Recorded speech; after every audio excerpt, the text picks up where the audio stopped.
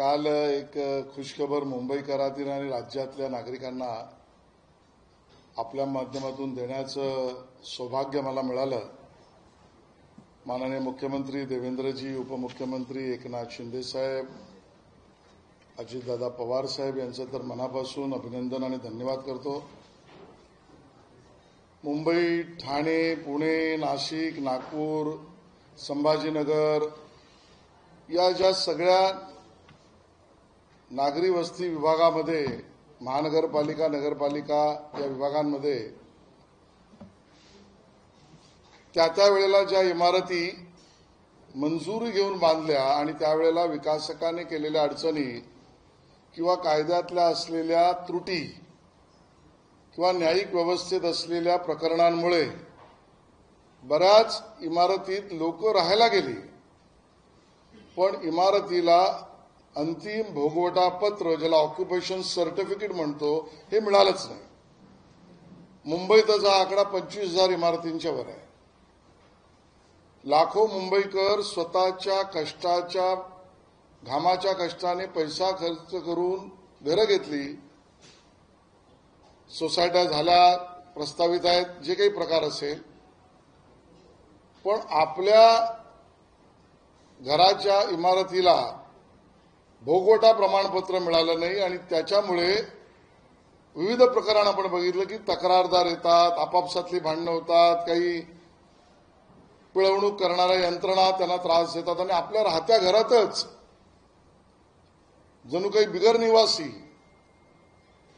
या पद्धतीचा त्रास जो मुंबईकर किंवा राज्यातल्या नागरिकांना सहन करायला लागतो, त्या विषयामध्ये आता ऑक्टोबर महिन्यामध्ये नवीन धोरण सुटसुटीत, पारदर्शक, ऑनलाईन पद्धतीने ओसी, पूर्ण इमारत असेल तर, पूर्ण इमारत नसून काही जण असतील तर पार्ट ओसी, या दोन्ही प्रावधानं घेऊन आता आपल्या इमारतीने आपलं घर ओसी मिळवण्याची प्रक्रिया सुरू होणार। ही सगळ्यात महत्वाची गोष्ट आहे।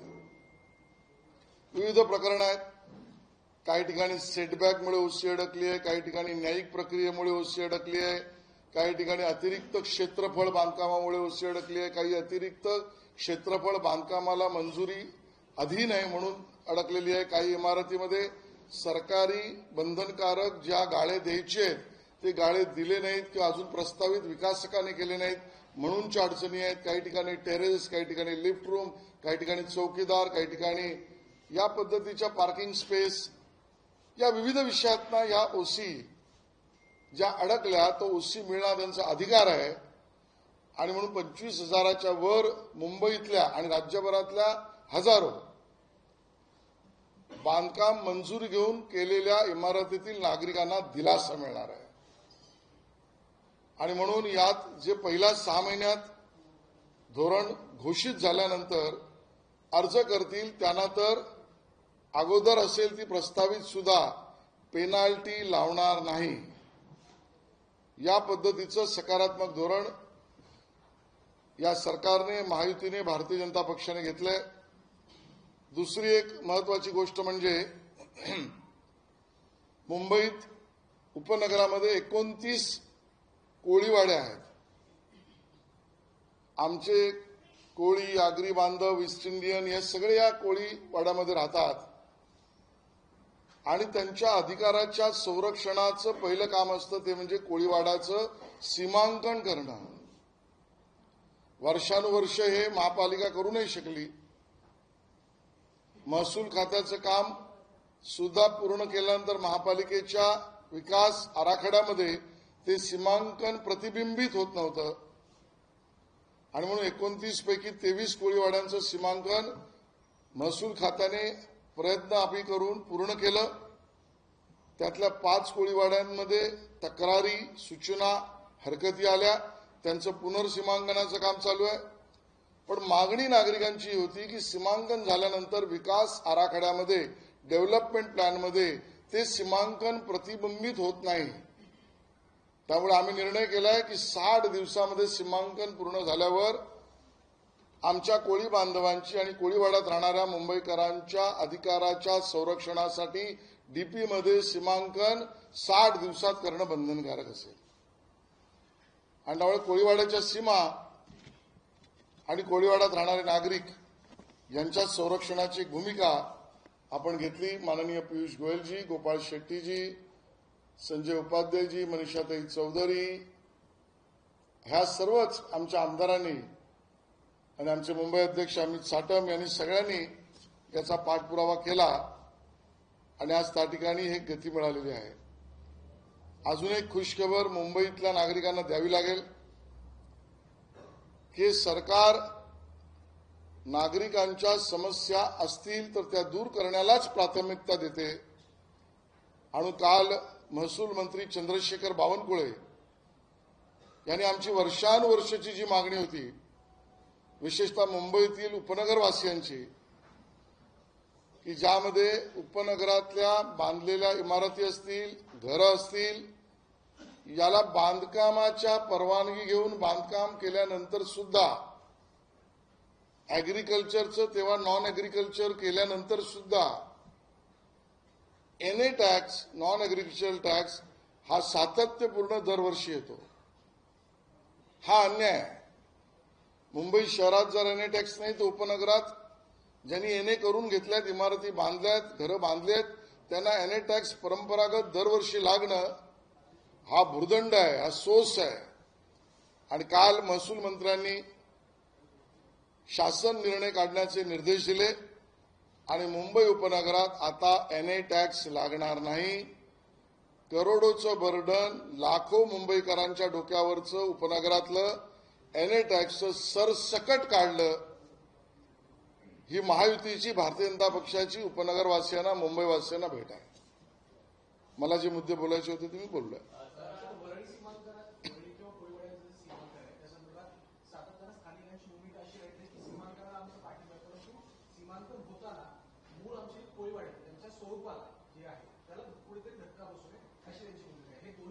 नागरिकांच्या ज्या मागण्या तीच आमची भूमिका आहे आणि म्हणून सीमांकन सीमा निर्देशित करतं.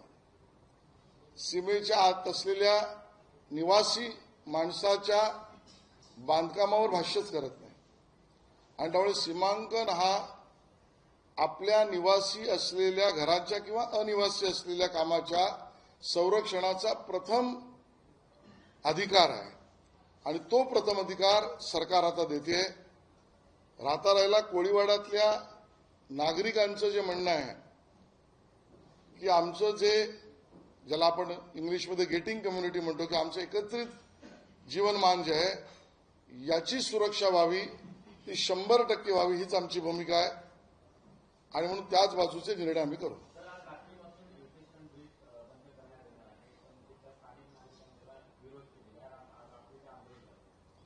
नागरिकांनी आंदोलन करणं न करणं हा त्यांचा अधिकार आहे, पण सरकारने त्याआधी सुद्धा आणि काल माननीय उपमुख्यमंत्र्यांनी सुद्धा भूमिका घेतली आहे. ती म्हणजे कोणालाही नंबर 1 बेघर केलं जाणार नाही. नंबर 2, जे त्या 2 इमारतीत राहणारे आमचे मुंबईकर आहेत त्यांना त्याच परिसरामध्ये त्यांचं क्षेत्रफळ संरक्षित नाही वाढवून घर मिळणार आहे. 3, ज्यांचं खूपच मोठं क्षेत्रफळ आहे तेही संरक्षित केलेलं आहे किंवा तसं घर मिळण्याचा निर्णय केला आहे.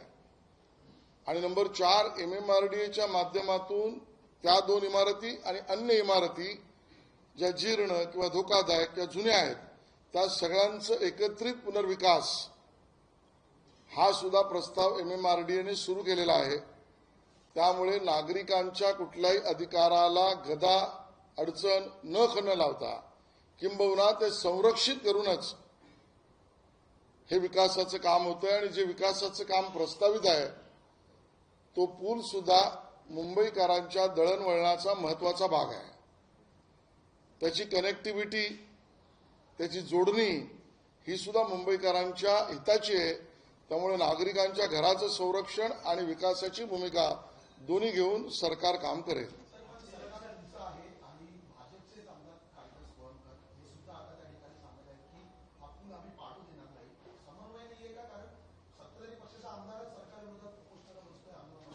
कालिदासजी जे म्हणतात तेच मी पण म्हणतोय.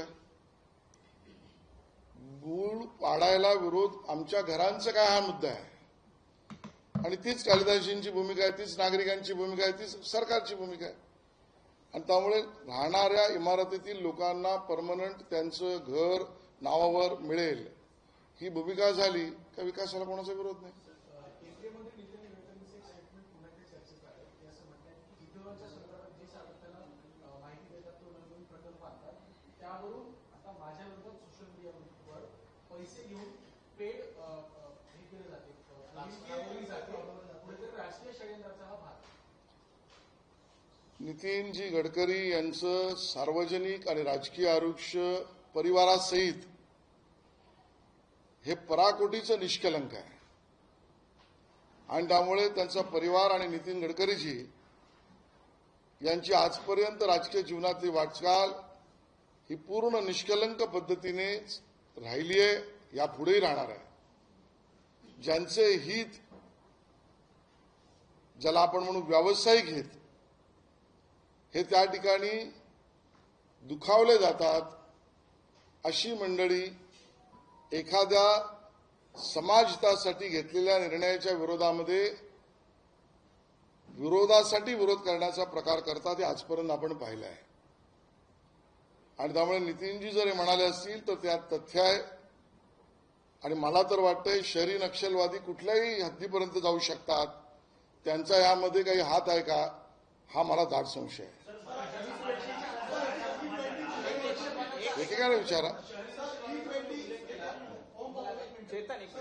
E20 फिगरवरून विशेषतः हे टार्गेट केलं जातं. सातत्याने पर्यावरणपूरक इंधनाचा जो जी गोष्ट आहे ती गडकरीशी करत होते आणि आता त्यांचं म्हणणंही असं होतं की पेट्रोल डिझेल माफिया आहेत ते राजकीय पेट कॅम्पेन राबवतात. तुम्हाला वाटतं का विरोधकांना सुद्धा यामध्ये हात आहे? कारण राजकीय शब्द बघा, त्यामध्ये माननीय नितीनजी वरिष्ठ नेते आहेत, त्यांनी जर भूमिका ही मांडली आहे तर ते आणि केंद्र सरकार याच्याकडे संपूर्ण माहिती आहे. त्यामुळे नितीनजी आणि केंद्र सरकार याची योग्य वेळेला योग्य माहिती जनतेसमोर आवश्यक असेल तर आणेलच. त्यावर मी भाष्य करणं हे अपेक्षित पण नाही आणि अभिप्रेत पण नाही. पण ज्या पद्धतीने एखाद्या निर्णयाच्या विषयात दुखावले गेल्यावर ट्रोल करणं, यामध्ये जनहिताच्या निर्णयामध्ये आम्ही कधीच मागे हटणार नाही. पर्यावरणपूरक इंधन या देशाची, गरीब माणसाची आणि मी तर म्हणेन पर्यावरणवाद्यांची आणि जगाची भूमिका आहे. मग हे नेमके कोण आहेत की ज्यांना या भूमिका घेतल्या त्याच्यावरनं व्यक्तिगत खालच्या स्तरावर जाऊन आरोप करावेत? आणि म्हणून मला दाट संशय आहे शहरी नक्षलवाद्यांचा तर हात नाही ना, हा माझा दाट संशय आहे.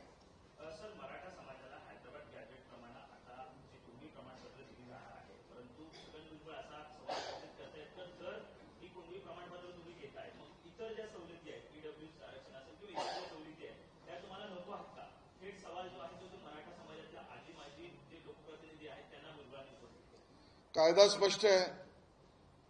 मी भुजबळांच्या वाक्यावर प्रतिक्रिया देत नाही. ते वरिष्ठ आहेत, माझ्यापेक्षा त्यांचा अभ्यास जास्त आहे, ते आपली भूमिका मांडू शकतायत. पण मी सर्वसाधारणतः म्हणतोय की ज्याला ईडब्ल्यूएक्स मध्ये मिळालं त्याला जातीमधलं आरक्षण मिळतच नाही.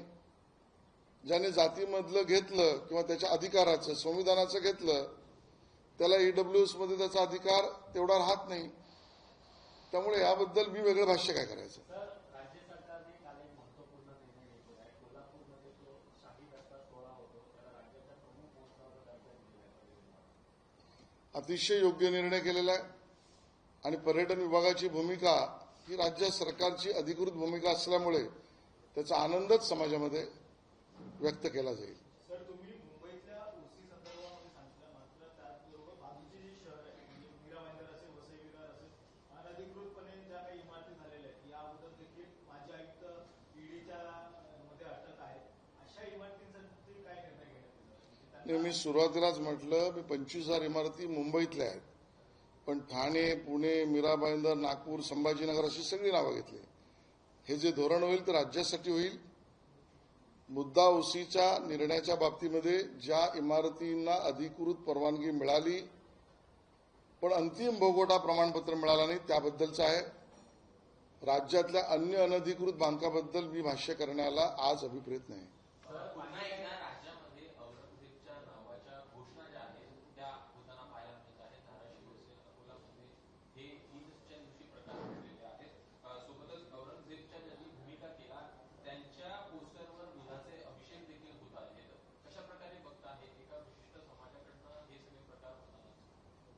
हा हीन, खालच्या पातळीचा आणि डोकं गरम करणारा प्रकार आहे.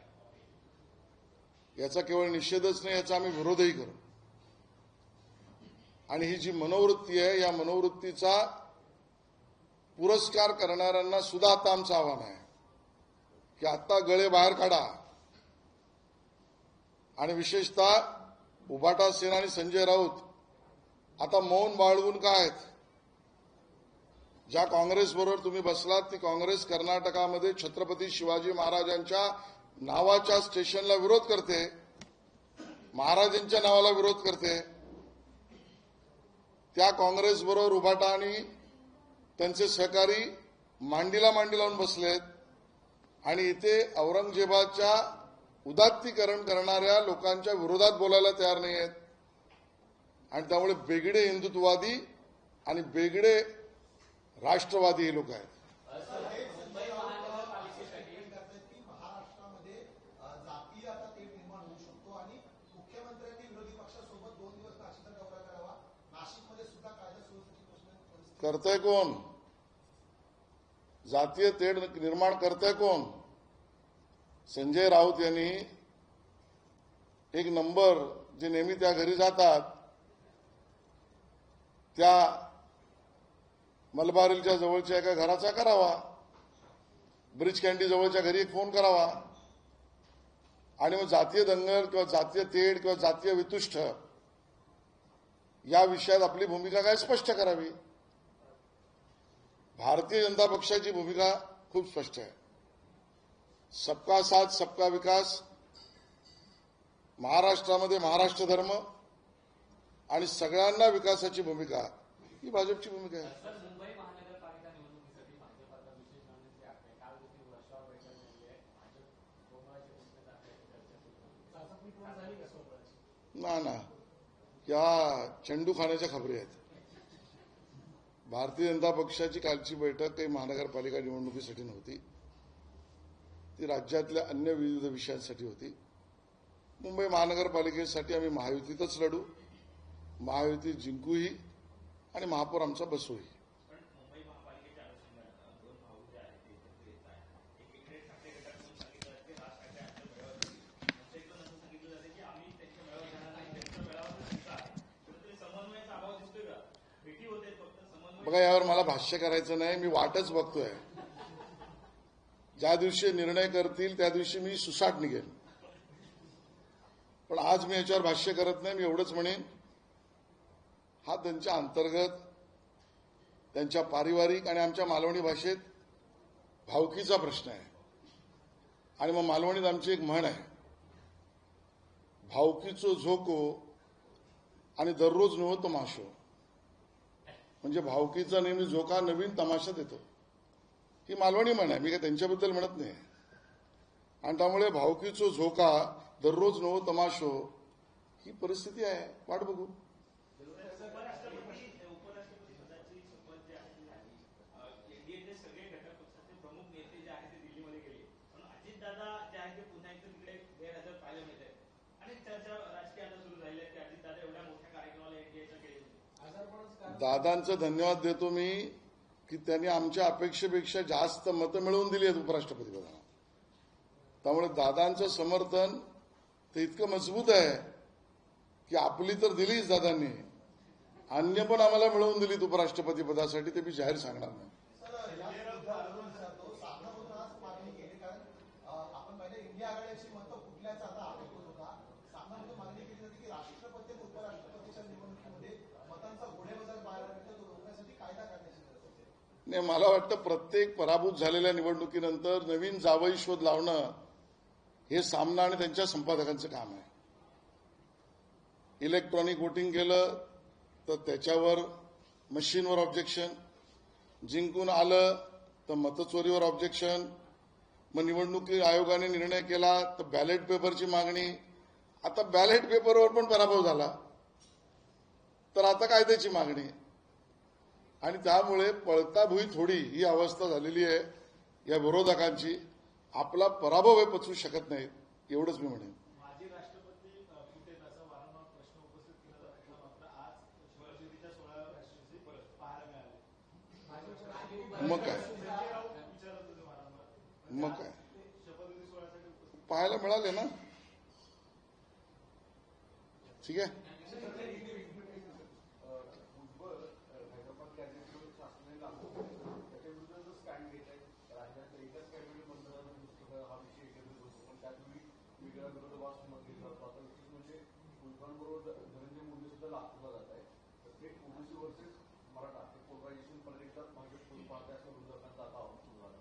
भाजप काय करू पाहत आहे, यात भारतीय जनता पक्षाने सर्वसमावेशक भूमिका घेतली आहे.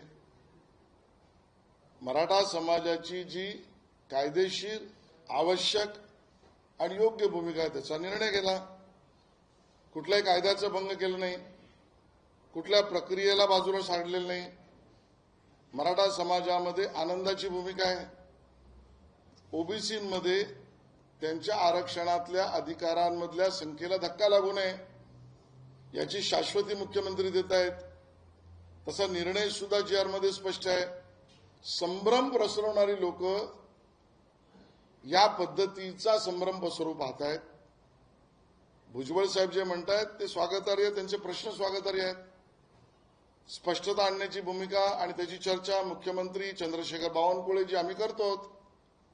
त्यामुळे ओबीसींच्या कुठल्याही अधिकाराला धक्का नाही आणि मराठा समाजाच्या कायदेशीर मागणीला संपूर्णपणे काय म्हणू समर्थन, मदत आणि अधिकारिक भूमिका ही भाजपची भूमिका आहे.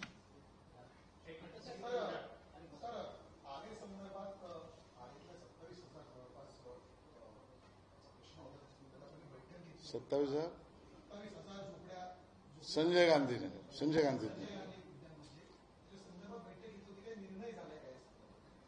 ही प्रक्रिया आहे.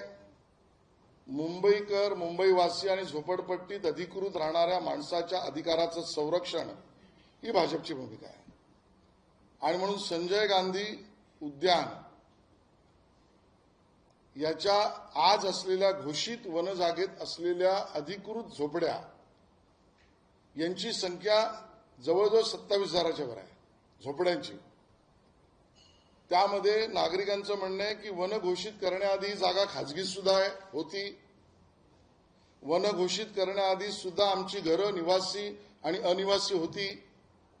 हे तिथल्या नागरिकांचं म्हणणं आहे, तिथल्या जनप्रतिनिधींचं म्हणणं आहे. वन आणि पर्यावरणाला भाजपचा विरोध नाही, पण वन घोषित होण्याआधी जे रिहॅबिलिटेशन तिकडे होतं, ज्या ठिकाणी राहण्याची घरं होती, त्यांचे अधिकार तिथे राहण्याचे काढून घेणं किंवा त्यांना निर्वासित करणं हे आम्हाला मान्य नाही. आणि म्हणून यात खूप मोठी न्यायालयीन लढाई चालू आहे. खूप कमिट्या बसल्या आहेत, खूप न्यायालयाचे आदेश आले आहेत. अगदी इथल्या आमच्या 27,000 म्हणजे लाखो नागरिकांना ठाण्याला शिफ्ट करा या पद्धतीच्या भूमिका तत्कालीन काळात घेतल्या आहेत. आता आम्ही भूमिका स्पष्ट घेतो आहोत आणि ती न्यायालयासमोर मांडणार आहोत. ती भूमिका अगदी सुस्पष्ट आहे. या 27,000 संजय गांधी वन जागेवरील झोपडपट्टीवासियांना त्याच ठिकाणी 60-40, 70-30 जे काय असेल अशा कमी जागेत त्यांचं पुनर्वसन तिकडेच करावं आणि उर्वरित 60-70% जी जागा राहील, जी आज भारग्रस्त आहेत, ती मोकळी करून जंगल वाढावं, वन वाढावं. त्यामुळे प्रत्यक्ष रूपात वनही मिळेल आणि ज्या नागरिकांना तिथल्या तिथे त्यांचं पुनर्वसन सुद्धा होईल. या पद्धतीचा ठराव डीपीडीसीच्या मीटिंगमध्ये आम्ही केला. त्यानंतर सभागृहात यावर चर्चा झाली. माननीय मुख्यमंत्र्यांनी या विषयाचा निर्देश केला. काल बैठक घेऊन त्या विषयामध्ये तिथे राहणाऱ्या 27,000 झोपडपट्टीतल्या नागरिकांच्या SRA कडे प्रस्ताव देऊन तो वन खात्याकडून लॉ अँड ज्युडिशियरीला तपासून या 30-40% जी जागा ज्याच्यात त्यांचं पुनर्वसन करायचं आहे ते वन जे घोषित आहे ते निष्कासित करून, घोषणा निष्कासित करून 60-70% वन प्रत्यक्षात वाढवून या योजनेला संमती द्या यासाठी सर्वोच्च न्यायालयात जाण्याची आम्ही भूमिका घेतली आहे. तिकडच्या नागरिकांच्या घराच्या संरक्षणाची भूमिका आम्ही घेतली.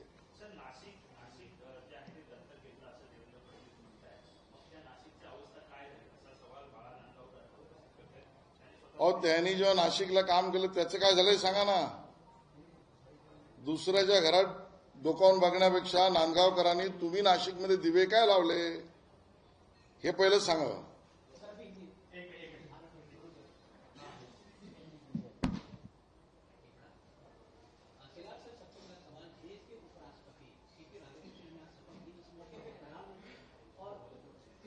उपराष्ट्रपति भी मौजूद थे, लेकिन विपक्ष से एक भी नेता इस समारोह में मौजूद नहीं था, यहाँ तक राहुल गांधी कैसे देखते? देखिए, इसके ऊपर हमारे केंद्रीय प्रवक्ता बयान देंगे, लेकिन मैं तो ये कह सकता हूं, देश के उपराष्ट्रपति है, उसके सम्मान में सभी लोगों ने और सभी दलों ने अपनी मौखिक या प्रासंगिक भूमिका, समर्थन और शपथ के लिए जाने की रखनी चाहिए. सर, वहीं राहुल गांधी की बात करते हैं. राहुल गांधी बिना बताए, क्योंकि उनको गांधी परिवार से आते हैं, इसलिए सवाल ये है कि सीआईएसएफ उनको सुरक्षा तैनात किया गया.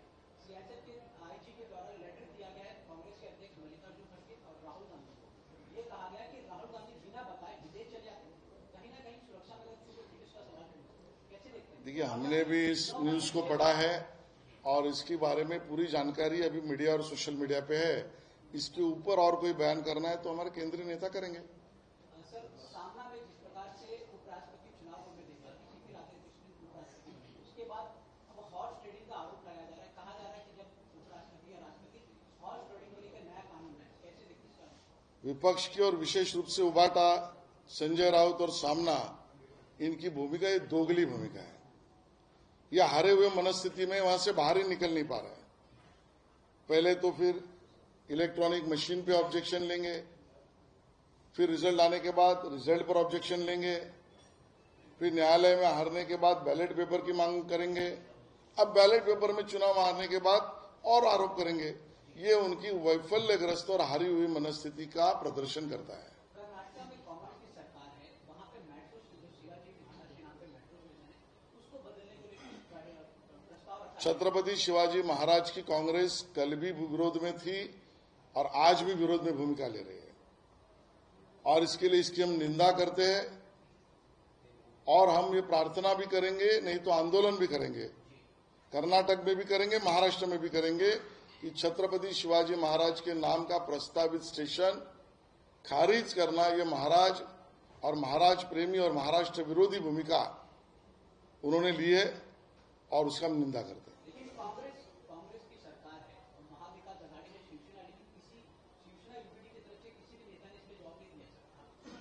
देखिए, वोट की राजनीति में, दलगत राजनीति में इतने लिप्त हो चुके हैं कि महाराष्ट्र के विरोध में और छत्रपति शिवाजी महाराज जी के सम्मान न रखने वाले कांग्रेस के साथ चुप बैठे हुए हैं. कांग्रेस लगातार प्रधानमंत्री मोदी की मां का अपमान कर रहा है. अभी बिहार में एआई ने वीडियो ट्वीट किया है और बार-बार अपमान करने की कोशिश कर रहा है. क्या कहेंगे? माता जी का वीडियो सामने आया है. देखिए, इस पे हमारे राष्ट्रीय प्रवक्ता ये अपना बयान और पार्टी की भूमिका रख सकते हैं, लेकिन व्यक्तिगत रूप से मुझे लगता है ये ओछी राजनीति है. जब चुनाव में जाते समय वोट मांगने के लिए मुद्दे नहीं बचते, तब ओछी राजनीति, हीन पद्धति का प्रचार ये किया जाता है. ये सर्वसाधारण हमने देखा है.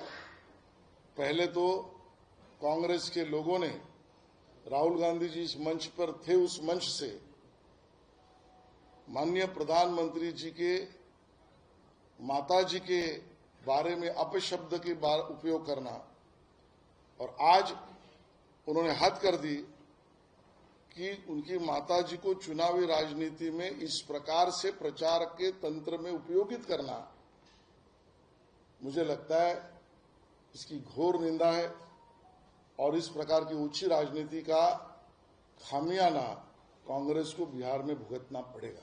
सर, इसके पीछे आपको मंशा क्या लगती है? लगातार कांग्रेस जो है प्रधानमंत्री की माता जी का अपमान. देखिए, राष्ट्रीय हमारे प्रवक्ता इस पे और बयान करेंगे. मैंने मेरी मन की बात तो कह दी. सर, इंडिया पाकिस्तान मैच की बात करते हैं. 14 तारीख को इंडिया पाकिस्तान का एशिया कप मैच है, लेकिन शिवसेना और कई विरोधी पार्टी से इसका विरोध कर रही है. कैसे देखते हैं? भाई, इनका विरोध जो है वो राजनीतिक है, जनता भी जानती है. ये राजनीतिक वोट का मुद्दा करने का उनका प्रयास है, जनता भी इसको देखती है. और इनको अधिकार क्या है? जो स्वयं अपने घर पर पाकिस्तान के तत्कालीन कैप्टन और बाद में दाऊद के कुछ रिलेटिव नाता जुड़ गया, ऐसा कहते हैं लोग, ऐसे जावेद मियांदाद को घर पे खाने पे बुलाते हैं. वो हमारे को क्या सवाल पूछेंगे? आपका सवाल है, मेरा सवाल ये क्या आपको मुताबिक मैच होना चाहिए इंडिया पाकिस्तान के बीच? भाई जो सरकार की भूमिका वही हमारी भूमिका है। भारत और पाकिस्तान के बीच में कोई भी दौरा नहीं होगा। ना भारत पाकिस्तान की भूमि पर खेलने जाएगा, ना पाकिस्तानी टीम भारत से दौरा करने के लिए भारत में आएगी, ये हम होने नहीं देंगे। हम कतई भारत पाकिस्तान दो देशों का दौरा और सामना या ये इस प्रकार का गेम नहीं करेंगे, ये भारत की भूमिका है। बहुराष्ट्रीय यानी बहुत सारे कंट्रीज की टूर्नामेंट में भारत सम्मिलित न हो, ये भूमिका कौन सी है? ये हमारे लिए सही भूमिका नहीं है। ना हम उनके भूमि पर जा रहे हैं, ना उनसे खेलने के लिए उनसे रिश्ता कर रहे हैं। लेकिन कोई बहुदेशीय टूर्नामेंट में भारत न खेले, ये भारत विरोधी भूमिका है।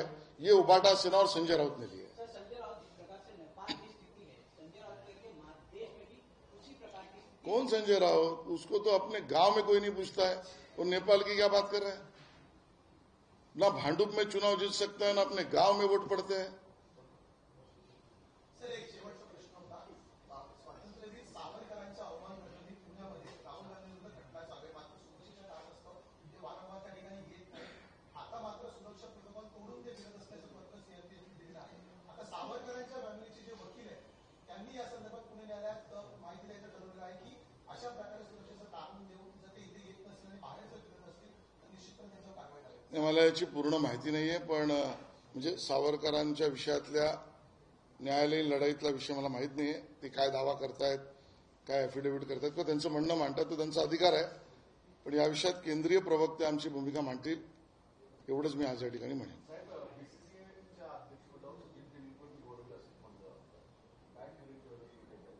मी सध्या बीसीसीआयवर नाही.